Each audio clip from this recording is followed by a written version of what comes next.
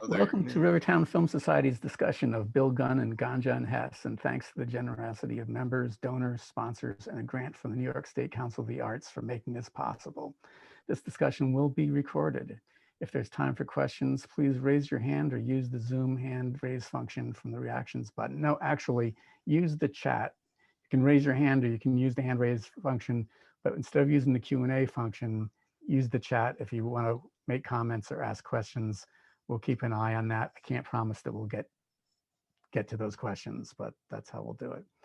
And remember to unmute yourself, and otherwise, please leave yourselves on mute. Bill Gunn's Ganja Hess is still streaming through Thursday on our website, rivertownfilm.org. In February, we streamed and discussed Losing Ground and the Cruz Brothers in Miss Malloy by Kathleen Collins, made 8 and 10 years after Ganja Hess. These two filmmakers were friends, living within a few miles of each other, and even though their films were barely seen, they still made Black film history, independent film history, and Rockland County history, though sadly, Rockland County and the town they lived in barely know their accomplishments. In fact, our screenings are the only time they've been shown here. Our moderator is Bill Batson, an artist, writer, historian, and community organizer who uses his sketch log column and other forums to raise awareness, promote history, and improve civic life in Rockland County. I'll leave it to Bill to introduce our other guests. Thank you for coming to this discussion. And here is Bill Batson. Thank you very much, Matthew. It's an honor to be here. With each passing year, appreciation and acclaim for the work of Bill Gunn grows. Along with another African-American filmmaker who spent a significant chunk of their creative career in and around the NIACs, Kathleen Collins, Gunn is increasingly recognized by film festivals, critics, and publications as a foundational pillar in Black and independent filmmaking. This heightened status is most tangibly demonstrated in Spike Lee's 2014 remake of Ganja Hess, entitled The Sweet Blood of Jesus. And this year, when I was in the checkout lane of ShopRite, I saw the Entertainment Weekly's celebration of Black film, and it describes itself as a century of Black excellence at the movies. So I said to myself, knowing of the work of Gunn and Collins because of Rivertown Film, I said, well, these two movies better be in here, and sure enough, they are. You know, on what is it, page 93, there's a scene from Losing Ground, and then right here is in the corner is Sam Wayman. So Ganja Hess, released in 1973, is represented by that film of Sam from the Nyack Center, and he's anointing Dwayne Jones, who's familiar to many for his leading role in the iconic horror film Night of the Living Dead. Samuel Wayman, who's here with us tonight, is a featured performer in Ganja Hess, as well as a composer for the musical score. So I'm going to introduce the gentlemen who are here with us this evening, and I'll start with Maestro Sam Wayman, but I'll get to Chiz Schultz, the film's producer, and our guest tonight, Nicholas Forster. So Samuel Wayman is a band leader, composer, blues, a recording artist, and an actor. Sam began piano lessons at the age of 3, as did his sister Eunice, who later changed her name to Nina Simone. In addition to a solo career, over a decade, Sam performed with, wrote music for, and managed his sister. Wayman's film credits include Ganja Hess and Personal Problems with in partnership with Bill Gunn, Nick Nolte's Weeds. He did the score for Duke Ellington Boulevard, a documentary, and in Jonathan Demme's Philadelphia, he was a featured extra, and he also contributed the song It's in Your Eyes. In 2015, Wayman wrote the music for the new Library of Congress and Kino Lorber's restoration of pioneering African-American films, Hellbound Train, Heaven-Bound Travelers, and Verdict Not Guilty, made by the evangelical Christian couple James and Eloise Gist in the 1920s. In 2018, Strange Disc Records released a deluxe color vinyl edition of the original Ganja Hess soundtrack on Record Shop Day. And you may have seen Sam at the Grammys in 2018, representing his sister Nina when she was posthumously inducted into the Rock and Roll Hall of Fame by Mary J. Blige.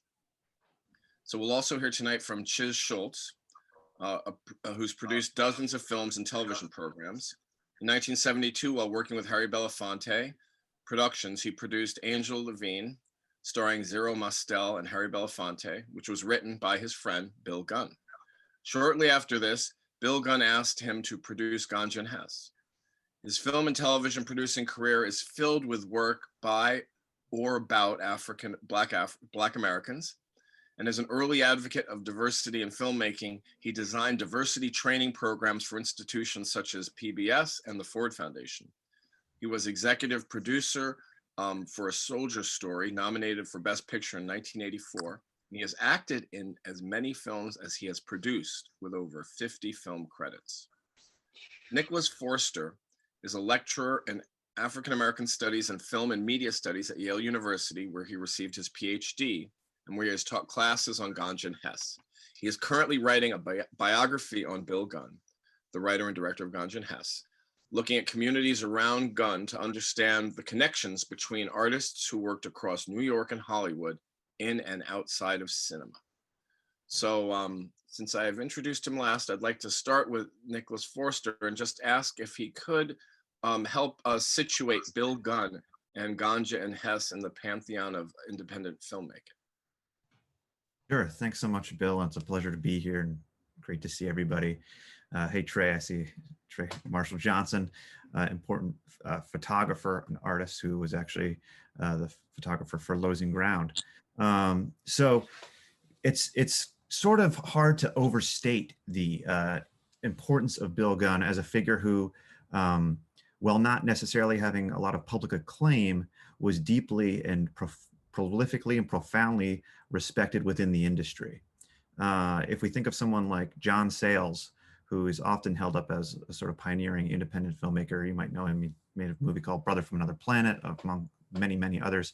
Sayles and another of other filmmakers that I talked to who cut their teeth making small budget movies, predominantly in the 80s, 90s, and 2000s, often point to Gunn as one of their influences and forebears, someone who they knew that they could do it because he had done it. Now, the way he had done it was by no means simple and by no means easy. Gunn's first film, a movie called Stop, was made for Warner Brothers and was shelved and never released. He then had a multi-picture deal with Kelly Jordan, which was run by a white Irish American, Quentin Kelly, and Jack Jordan, a Black American. And he had cut a deal with Kelly Jordan to produce this movie, and also another which was to be a biopic of Bessie Smith. Other folks that had been working with Kelly Jordan included Maya Angelou and James Baldwin, but most of those movies never came to pass. When you want to look to try and situate Ganja and Hess, we can think of it in a number of different sort of ways. We could think of it as part of the what's often called the Hollywood Renaissance, with filmmakers like Brian De Palma, Francis Ford Coppola, even Steven Spielberg, those who were making these very artistically difficult and piercing works that just is not really was enabled because of the culture of the 1970s. That would be one way to look at it, which is not often how it is. But the other would be in the era of blaxploitation, which is a term that is a bit slippery, but was a sort of series of movies that were made between 1969 and 1976 that featured predominantly Black casts and major actors that like Pam Grier, Jim Brown, Fred Williamson. And so from 72 to 76, 28 different Black directors made films that were theatrically distributed. Between 77 and 1986, that dropped to 9. So this was a moment when Ganja and Hess comes out where there's just a waterfall of amazing Black creativity on film. I should also have said with Stop, when Gunn cut that deal, he became one of the first 5 Black directors to be hired by a major Hollywood studio, with Gordon Parks being the first, and Melvin Van Peebles and Ossie Davis being others. So this is a movie that, you know, it comes out in the midst of blaxploitation. It doesn't look like any of those other movies that we might think of, whether that's Blackula or Superfly, Shaft. Not to denigrate any of those films, but this was a work that was more influenced by Gunn's own unique tastes, by folks that he talked about, like Federico Fellini or Jean Renoir, Jean-Luc Godard, sort of the European art house directors. And so when it comes out, it's, as all of Gunn's work, was just entirely unique and totally impossible to pin down. Thank you, Nicholas. So a person who worked with Bill Gunn and was asked to produce Ganja Hess, Chiz, why don't you describe the dynamic that you experienced on the set of that Harry Belafonte production, and how you came to know and work with Bill Gunn? Well, it was the thing that I remember so much about making the film Ganja Hess was I was in the production office before we started shooting, and this big burly guy came in and he said, I hear you're doing a feature film, shooting a feature film, and you haven't asked the Teamsters to belong. And I said, well, it's a small film, small budget. We just don't have that kind of money. He said, I also understand you're shooting at a house in Croton-on-Hudson that's all wood and very flammable. I think you ought to reconsider hiring the Teamsters. And I said, well, as I said, it's just, I mean, we have very little money. It's an all black cast. It's an all black crew. He said, what? It's an all black cast. It's an all black crew. He said, I'm out of here. And I still remember that's how we got away with that, the team. Your money wasn't good for him? No. Wow. But it was So, so what do you think drew Bill to you, and how did that process begin? You're taking on this job. all right, say that again. So yeah, so Bill invited you to produce the film where scenes were shot in Croton-on-Hudson. Was that the first time were you in Nyack at that time? Is that how you made your way into Rockland County? Yes, I was in Nyack at the time and knew Bill. And so that's how we chose the location and how we got together and so forth. And for that low budget film, it's had a remarkable life. Ganja Hess is still sold around the world all the time. It just has an incredible attraction to people. Yes. It was recognized at the Cannes Film Festival, wasn't it, as one of the Correct. most important films of the 1970s? Correct. It was recognized at the Cannes Film Festival after it opened in New York, and all the white critics panned it. The only good review was the Amsterdam News, but all the white critics panned it, but then it won at Cannes. So Sam, you appeared in the film, you scored the film, but you also hung around with a group that you could describe as a Black cultural renaissance here in Rockland County. You know, Yes. Kathleen Collins was further down in Bergen County, but Toni Morrison was in Grandview. So, and I know that you and Bill for a while lived in a house on Perry Lane here in Upper Nyack. So what was that community like? What were some of those evenings and some of those meetings like? They were not boring. They were very exciting, quite invigorating, actually. I mean, being around Toni Morrison was always exciting, and she just lit up the room. And Jimmy Baldwin, well, he was terrific. When I think about all the people that I've met and have the spirit that has come through the house, it really is overwhelming to say the least. At the time, we're not thinking of it like that. They're just people who are creative and who disagree with you and have opinions.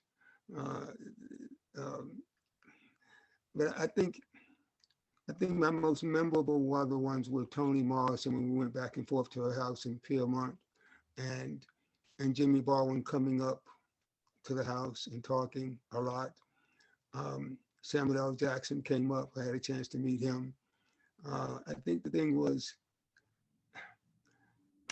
having the artistic community, both from New York and Rockland County, was great, because you don't know just how many artistic people there are in Rockland County. We didn't know there were that many creative people living right in our own backyard. We just didn't know that, both in the film industry and in the music industry. I didn't know that until some work comes out, and then they come out of the woodwork to say hello and thank you for being honest and free with your energy and your creativity.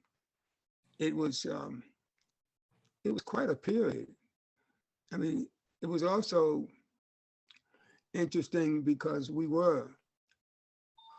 didn't use the term African American back then, Bill. The term was Black. We went from being colored to Black. So the thing was, it was quite interesting to know how many white critics did not like the film at all. As Chiz says, the Amsterdam News were the only one that really liked our film and gave us support. But they didn't know what to do with us. They didn't have a clue what to do with Bill Gunn. It was, and we just fluffed it off as, well, their ignorance, their lack of understanding of our culture and not giving us credit for being creative. It was their shortfall, their shortcomings, not ours. I remember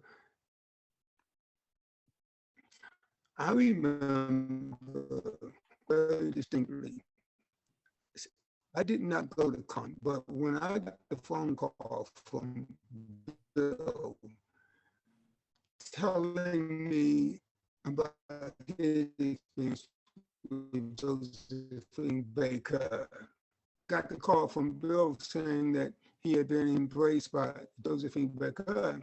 He was very, very overwhelmed and joyful, because, like he was saying, when he got off the plane, there was the red carpet treatment, and that was Josephine asking him to grab her by the arm, and she showed him all over Paris, all over France, all over Paris, I say, and she introduced herself and she said, "You're like royalty to us over here." That's what she said to him, because they had never seen a film like that before. And of course, Diana Ross is very upset because she didn't, Lady Sings the Blues, she's not getting any recognition. So he had to acknowledge that to me. He said, "Sam, but I pissed off Diana Ross." I said, "Okay." He said, "Yeah, I really made her upset." But it wasn't him that did it. It was the Hollywood. Hollywood sent all their junkets out there and paid for their press tickets and so forth to have all their films shown, and did not get picked. So they had a disdain for Ganja Hess. They really didn't like Ganja. They didn't like Bill. How dare you come over here and make a film that's going to win the Cannes Film Festival Award? And we spent millions making a film. It was basically just that cut and dry. And I relished in that because it was an acceptance that we wanted for our work. That had nothing to do with whether we were just Black or we were creative artists. And that was what we wanted. That's how we wanted to be received and respected for. And he felt that there every minute that he was there. Well, this is a question for anyone on the panel. So people described Ganja Hess as not your typical vampire film. So was Bill Gunn using the vampire genre as a frame to get the film made, or was he really interested in making a vampire film? I think Cheers and I both could agree. No, that's the premise. The premise of Ganja Hess is addiction. It's about addiction, and addiction in this case to blood. Now that has totally been associated with vampirism. Obviously, the vampire is a person who exists because they have a craving for blood, but not in the sense that typical Hollywood vampire movies are. This was a metaphor. As he said, as my mother always said, you can't get blood out of a stone. Well, Hess's addiction to blood was the premise of the film, but he didn't think of it as a vampire film, right, Chiz? He never thought of it as a vampire film. He thought it was a film as a man who was addicted to blood. And he, Chiz, what do you think about that? No, I think that's exactly right. Yes. No, that's it. That's what it was about. And Chiz, how did it feel to be a part of this production and to have it receive the reviews that it did? Oh, it was one of the best things that ever happened to me, especially because we started out with such a small budget, $350,000, which in those days was practically nothing with which to make a feature film. And then to see the type of cast we got, to see the locations we were able to get, the wonderful direction, Yes. everything about it, it was just amazing. And part of the legacy of the film, I guess, is that it still goes on. It's still released. It's still shown all over the world. It's still making money. And that's years after it was done. It's a black film, so it's remarkable in every way. Nicholas, how do you explain the resurgence of the work of Gunn and Kathleen Collins? That's a good question, and one I've thought about a lot, because when I began this project however many years ago, I would talk to people and they went, "What the heck are you talking about? Never heard of this movie." And now, you know, there was a stand at McNally Jackson, a prominent bookstore in New York City, that was all dedicated to Bill Gunn. I think there's a few things. One is thanks to the incredible curatorial work of a few people, curators and archivists like Pearl Bowser, who Gunn called his fairy godmother. She was the one who kept that movie in circulation and preserved for a period of time throughout the 70s and 80s and 90s. And then there have been just a series of retrospective films, perhaps most notably Tell It Like It Is, which was in New York City, co-curated by Jake Perlin, who runs Metrograph, and the wonderful artist, impresario Michel Mater. And that was a series that featured Losing Ground heavily in promotion. And also it opened with Gunn's, one of his other projects, Personal Problems. So there's the work of curators that has been important. Also the work of Kathleen Collins' daughter, Nina Collins, who has, you know, been going through her mother's work and working with the publishing industry to get that published. So there are 2 books now of pieces by Kathleen Collins that you can buy from Echo Press. There's also just been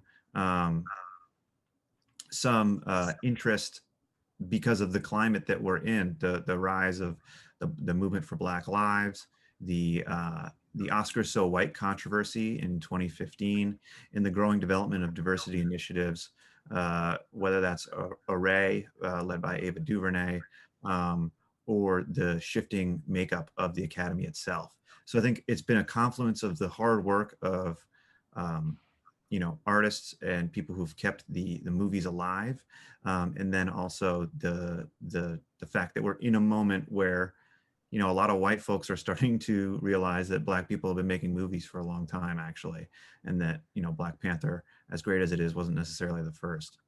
Marshall, you had your camera on the set of these this production. Not Ganja Hess. I met Bill. Oh, losing grounds. Losing Ground, and Dwayne Jones, who I went to Antioch College with. He was actually a professor. That's how I met Bill. So I was shooting for a while at Antioch.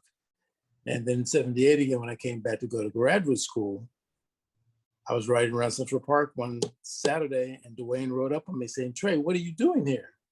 "I'm going back to school." He said, "You got to come down." That's the beginning of the story. A wonderful story. Mm-hmm. That's when I met Bill and Sam and Niamani, John Wells. Wow. So many. So where can we see some of your photography? Well, we have a show coming up at the Artist Space. It's an exposition for Bill.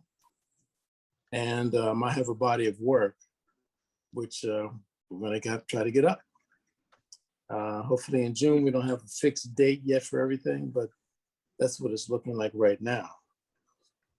And I was fortunate enough to have a picture published in the Gagosian, an article written by Carlos Velez-Dellers. My tongue rolled a little too much for that one. And so that was a prize right there. That was really wonderful. Yes, very beautiful. All right. Yes. So for those of you who lived through those times, what do you think fueled the these films of the 70s? Was it what were some of the elements that made them similar and unique in many ways? Well, you know, they say, if I may, history has a way of repeating itself. So every generation remembers something before it, and then they find its value. And I think people really, who the young people, a lot of young people are now appreciating Ganja Hess more than I thought. When I did that podcast from Oregon a couple of months ago, it was filled with nothing but 30 or 40 young people, literally young people in their 20s, who had just finished seeing Ganja Hess. And as soon as the kids sang the last song, that's when they filmed me, and I was talking on the podcast, and I was completely surprised. And I asked, "What's the age group of these youngsters here in the audience?" And they were like 25, 26 years old. Great art students who really appreciated the kind of creativity that we made back in the 70s. And I asked them the same question: what got you all interested in digging up this old film, so to speak? And they said, because it was different, because they had something. It was not conformity. It was interesting, independent, and they appreciated that. Because I think it's a very good question as well. I'm surprised at the insurgence and the upsurgence of so many college students really becoming very interested. Obviously, maybe because they're film students, but that I'm realizing it now that was a groundbreaking moment for us, and history is telling us that. So that's my take on it.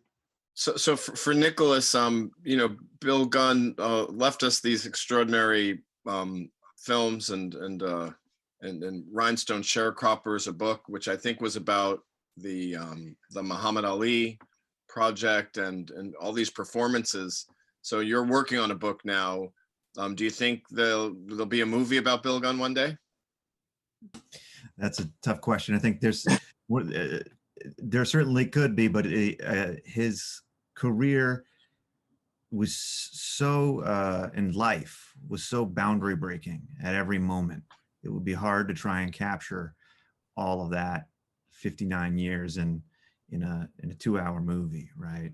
And I think it's one thing I should have mentioned earlier too, when we look at Ganja and Hess, is that it's coming out in what we can think of as just the immediate post-civil rights era, or the Black Power era. And you have a certain constellation of an artistic class that a Black artistic class that is deeply, deeply politically involved. And, you know, we can think of perhaps at the forefront of this in the Black arts movement, someone like Amiri Baraka, right? Write poems that kill. And one of the things that was difficult too for Gunn is that his work, unquestionably political, but not political in that way. In fact, he inveighed against that kind of what he considered sort of propaganda, and has published interviews about disagreements that he had with Amiri Baraka. And so that too is another layer, and that I bring up, because talking about the difficulty of trying to pinpoint someone who just refused every category, refused any attempt to delimit his life, and who, you know, lived in Rockland County rather than Harlem, or in the, you know, by the late 70s and early 80s, Hell's Kitchen, as major, you know, like sites for Black cultural production in New York. So I think there could be a movie. It would just be perhaps better suited to, you know, a 10-hour miniseries. But even then, what it would mean to capture someone who wrote so much, was so prolific, and has often been reduced to just those things that are available. I want to comment something about the political climate that happened during the 70s. I mean, it was vicious. It was just coming out of the 60s. We were struggling for identity, struggling to make a mark on ourselves as just being recognized as human beings, just to be recognized that had a voice. It was tough on us. It was hard. We had these two white producers. I'm not talking production, I'm not Chiz. I'm talking about Kelly Jordan. They hated us. They hated the film. I mean, it was racist, it was biased. How dare you make a film like this? I mean, that's when we had this fight up in the office. You remember it, Chiz? And Bill threw that Water through cooler. that, I think Piece of it's equipment. yeah, air conditioning out the window down on Lexington Avenue from the 13th floor or some stuff. It was credible to attack us like they did. I think people don't understand the velocity of bigotry that was. Black Lives Matter to me today. I have such respect for these, because I have such passion they have for the struggle. Well, that's what we had then. And I just came out of the 60s. I just finished marching and struggling with injustice and bigotry and so forth. So here we are making a film that we used for our own self, just to endorse our own ability to be independent and to, in the face of racism. And even though we're not talking about it tonight, the whole idea of that Muhammad Ali movie, I mean, that is a story in itself. I mean, we had to get to, you know, Columbia Pictures didn't want us to do this picture. First, they wanted us to do The Greatest. We're not talking about Ganja Hess now. I understand that. But I'm trying to make a connection because I'm so connected to it. I was there when we had to fly out to Chicago to meet with Elijah Muhammad, to meet with the Muslims, to get the approval to make the film, to even write the story. He had to approve Bill to write the story on The Greatest. And we were treated with such ultimate respects when we landed in Chicago. I was there. How he talked to us, and he talked to me and talked to Bill because I was supposed to do the music. And Bill was going to write the script. Muhammad Ali did not want a white writer. He wanted a black writer. He had heard about Bill Gunn. I mean, I could go on and on and on about, I'm connecting it because it's all connected. When Nicholas was talking about the political climate, damn right it was political. We fought for every nickel breadcrumb we could get. Once we were approved by the Honorable Elijah Muhammad, and we flew back to New York, Bill and I talked on the phone, on the plane. We said, could we believe what just happened? We were approved. We were now two legitimate Black people approved to write the story on Muhammad Ali, backed by the millions of dollars from Columbia Pictures, who resisted and who did not want us to write that, did not want Bill, not me, Bill to write it. But they had to deal with Muhammad Ali, otherwise they wouldn't have got the film made. He was Muhammad Ali, Elijah Muhammad, he was Muhammad Ali at the time. But we had to fight for everything we did. Blood, sweat, and tears. So it was political, yes. But we had to separate the difference between being political speakers, like elected officials from the White House, and being artists. We made our statement through our art. Our political statement was through our creativity. That's why. So those of us. Go ahead. No, I'm sorry. That's okay. So those of us who are on the call, we're not using the chat anymore, but we have some of our guests have appointments. Will be closing at 8. But do any of you have any questions for Samuel, Nicholas, or Chiz? I've got a question for Chiz. I've got a question for Chiz, if you don't mind. Matthew and then LaTanya. Yeah, Chiz, you were the producer. So when the executive producers wanted to take back the film and recut it, were you sort of in the middle? And what was going on at that time? Or were they just dealing directly with, what was happening? Were you involved in that discussion or fight, or what was going on? No, we wasn't. We went to see the film and they told us what they wanted to do to alter it and cut it, and we just walked out. We just walked out of the screening room and had nothing more to do with them. We let them do whatever they want because we had our film and we didn't want to touch it. And someone had the presence of mind to keep a copy of it. Correct. That's nice. Good thinking. Right. Oh yeah. Right. Chiz, you have to tell them the story how we saved the film. You remember how we had 2 negative copies of the master, remember? Yes. And we gave to the museum, unbeknownst to the rest of the world, because that was the only way that we could preserve the original print of Ganja Hess. Because, like you said, they wanted to cut it up and destroy the film. Was it MoMA? Which museum did you give it to? MoMA. MoMA. Museum. MoMA. Yeah. Yes.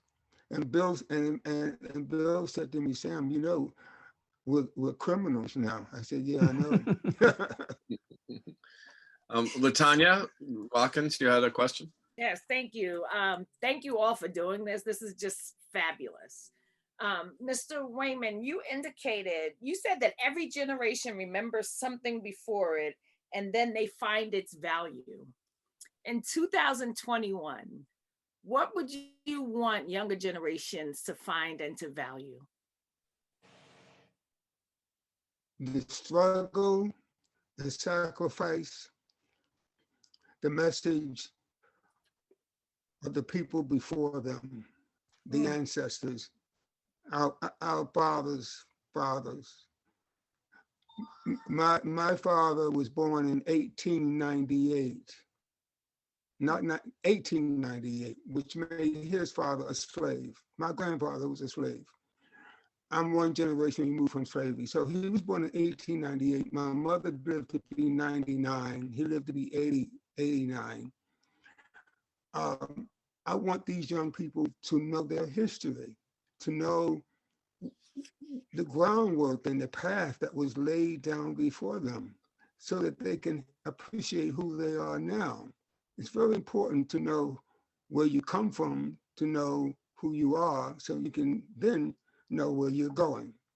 I just feel that my favorite saying is about history. Bill Batson has heard me say this.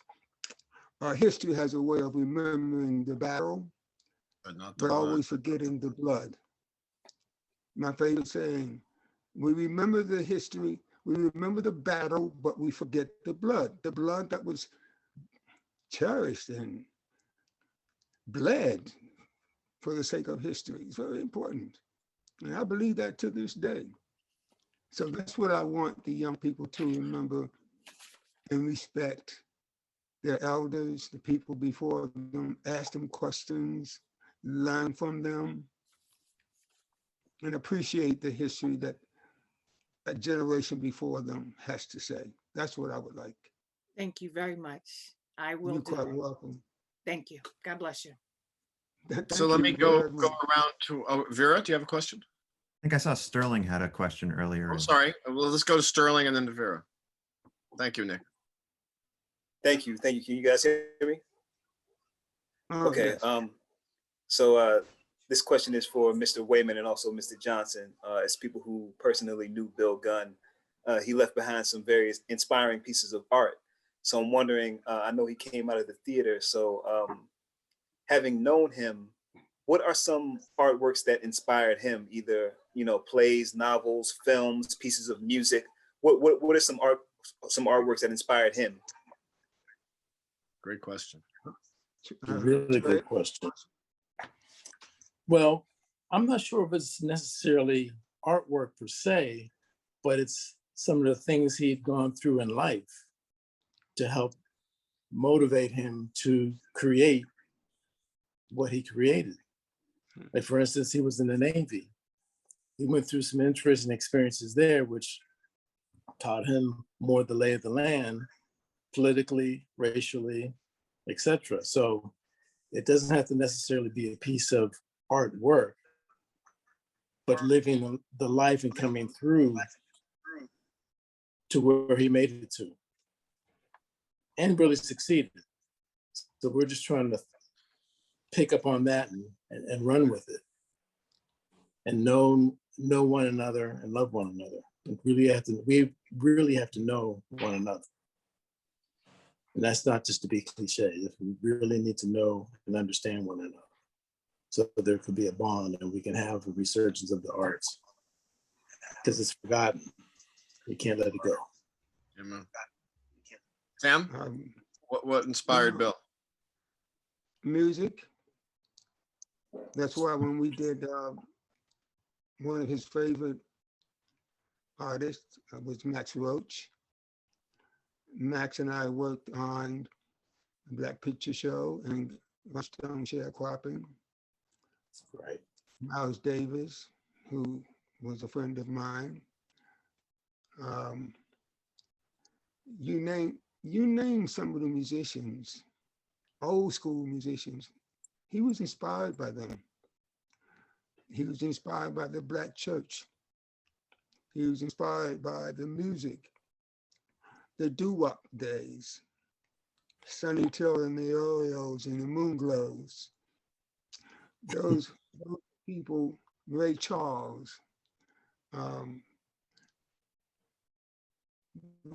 think the things that he loved about music was he couldn't stand boring music. He didn't like things that were boring. He liked exciting music. He liked things that made you shake. He liked things that made you shout. he liked music that there was emotion, even when it was quiet and silent. It had to have some value to it. It had to have something about it that was perplexing. He was a complex man. He liked paradoxical things. You know, he liked something that is and ain't at the same time, as he put it. You know, so. And I have to say this because the music that I wrote for Ganja Hess came from that place. I'm the son of two ministers. My mother was a minister, my father was a minister, and I'm from the Southern. I'm a Southern gentleman. I'm from the Southern church, and when he approached me about the music, the first thing he said was, "I want some of that. I want some of that.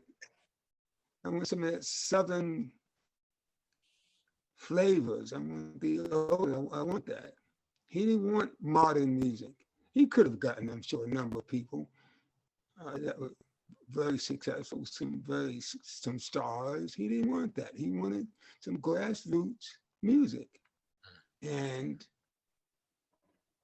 he saw that in me, which I was honored and glad that he did. But that's what inspired him. I'm just answering your question. That's what he wanted. He wanted some meat and potatoes kind of music, using that vernacular, that metaphor. He wanted raw music, and that inspired him. Vera, I think Vera had a question, and then that can be the last question, Matthew. Is that all right? Sure. Hi, thanks. Okay, it's a simple question. I just wondered there are two versions of the film, the one that you cut and the one that the studio or the investors cut. Which one was shown at Cannes? The original. Oh, okay. Right, Chip? The original. The original. We still had the original at that time. Okay, good to know. Thanks. Yeah, So, the uncut version. So folks have mentioned something coming up at the artist space, honoring Bill Gunn. You want to mention that? So in case people want to check it out. Well, I think it's, yes. Go ahead, Sam. June 8th at the artist space. Yes. They're having a Bill Gunn Exhibition. Yeah. Not only Ganja Hess, but the Broadway shows we did under the late Joe Pappin and Shakespeare Festival, which includes Black Picture Show and Rhinestone Sharecropping. And that's going to be on June 8th. Well, my performance, I'm giving a concert June 8th at 7 p.m., playing music both from Ganja Hess and Black Picture Show and Rhinestone Sharecropping, which no one has ever heard. So this will be a first for the public, and this will be artist space. But now they're actually showing the film, if I remember. Marshall, do you know when they're showing the film itself? No, I don't have that time frame. So the dates are still being planned. It's an exhibition that's curated by Hilton Als, famed critic of the New Yorker, and Jake Perlin. I'm an advisor on it, and it's going to feature screenings. If you can get to New York, they will be showing some stuff that is very hard to see. The details are still being ironed out, but there'll be an exhibition of archival work, Trey's photos. Sam will be performing. There'll be other photos, lots of stuff. It's going to be really exciting. It follows Artist Space. It had a show curated by Hilton Als last year. 2 years ago or last year on Adrienne Kennedy, the wonderful, magnificent playwright who is in some ways very similar to Bill Gunn. And there will also be likely some readings or audio recordings of some plays. Great. Thank you, Nicholas. Good. So yeah, please keep the Rivertown community aware. So Matthew, do you want to? Yeah, sure. Before I just sign off and thank everyone, I was struck by some things that Marshall and Sam said about history and about the importance of knowing history and learning from our elders. And I think that that's an important part of what Ganja Hess is really about, and what Bill Gunn was trying to say. The main character, played by Dwayne Jones, is an archaeologist. This history is important to him, right? That's his job, is history. And Bill Gunn is a storyteller, and equally knowing, to tell a story, to know the past, to know the stories that came before his stories, the stories of his people, is important to storytelling. And yet he's like the character in Ganja Hess, like the archaeologist, is cut off from that world. He doesn't know his stories. He's not allowed to tell his stories, but there is no history of the stories of his community. And I think that that's what he's trying to get at. There is also an artist in this film, which you would think, oh, that's must represent Bill Gunn. It's a young artist who's confused and doesn't know which way to go, because he too is cut off from this past. And I think that's a lot of what, and yes, he finds hope in the Black church, but he also recognizes that the church itself is part of that this is a Western church. It's still where he sees the hope coming from the children and where to go for, to solve his problem. But there's a lot of things going on in this movie. It's not just about vampirism, and it's certainly not just about any one thing. That's what drives people crazy about it. It's hard to figure out what the plot is, because actually it's about many things going on. It's deeply complicated and really fascinating when you start to look at what they're actually, what's being said. So anyway, I had to get off my chest. I want to thank everyone for coming tonight. I'm deeply apologetic for the interruptions that we had. We recorded this. I hope we can somehow get rid of those things. This is a historic Zoom. This is a historic Zoom event, and I'm glad that we have it. Ganja Hess will continue streaming through our website through Thursday.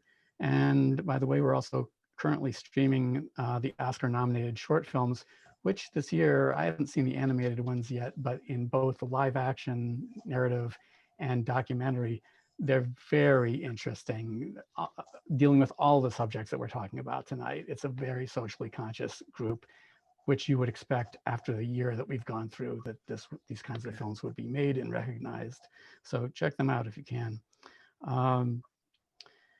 And we're also on April 21st streaming the Wild and Scenic Film Festival. And this festival is not only about nature, it's about people taking action to save our environment, which again is what we're talking about here tonight as well.